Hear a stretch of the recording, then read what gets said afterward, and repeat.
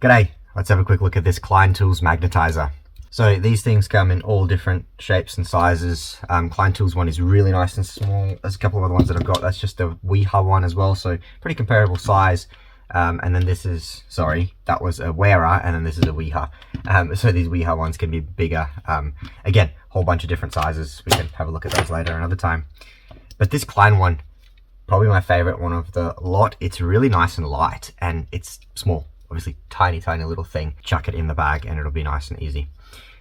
So obviously what it is, the top hole there is to magnetize a screwdriver or really anything metal that you put in there, and then down the bottom is to demagnetize it. So you've got these different holes in there. So for example, just a standard Phillips, what is this, Phillips 2, not magnetized at all, doesn't pick anything up.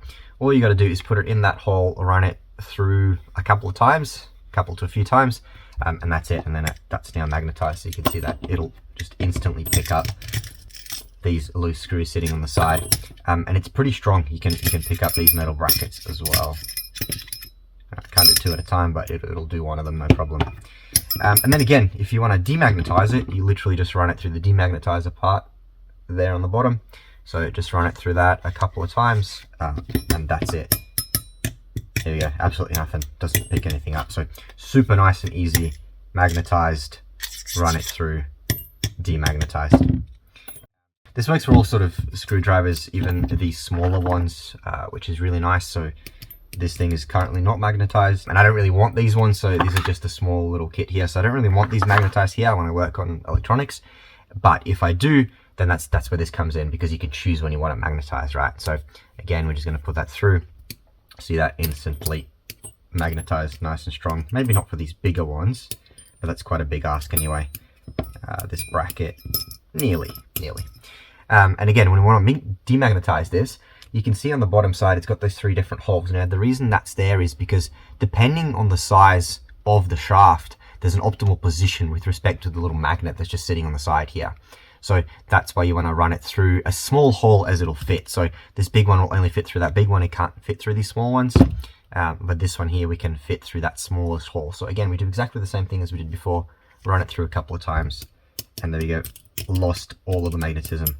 Absolutely nothing there. And just to show that again, really quickly, running it through this one. And there we go. Magnetized straight away. So now how this thing works is it's actually really interesting. So got a little bit of magnetic film here. So I'll bring that up and I'll bring this behind. So you can see those white areas, the really concentrated white areas. That's where the magnets are. So you can just see that. So this is actually really nice. You can see this big hole up the top here, which is to magnetize. So it sits in between two magnets, these two white areas. So that area there and this area here, that's what's magnetic.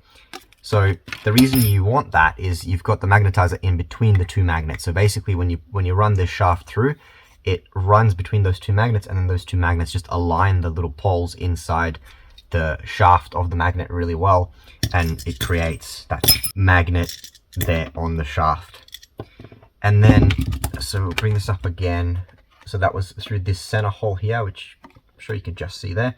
And then we've got these other three holes here. So this is then to magnetize. So you can see it's a lot further away from that single magnet, but it's also after a single magnet, not in between two magnets. So the reason that's there is it basically, because it's far enough away, it'll just scrambles the alignment of the poles in here. So it'll still be magnetized. The little tiny particles are just going to be magnetized all over the place. So they're not gonna actually be able to pull anything together because it's just not strong enough. It's just basically destructive interference, and nothing works. And then when you put this through the two magnets in between, it uses constructive interference, and it basically puts together, well, not really interference, but it just constructively uses those poles to align it so everything's aligned in that shaft, and that works really well. So that's a pretty neat way that they've done it. Nice and simple. This is literally just two magnets inside, absolutely nothing magical to it. Just a little bit of magnetism, and that's it. So really love this thing. I'll put a link down below if you want to check any of this out. It's only a few dollars on Amazon. It's not that expensive, and it's really nice and really handy to have. Chuck in your toolbox or keep it on your bench when you want to magnetize some screwdrivers.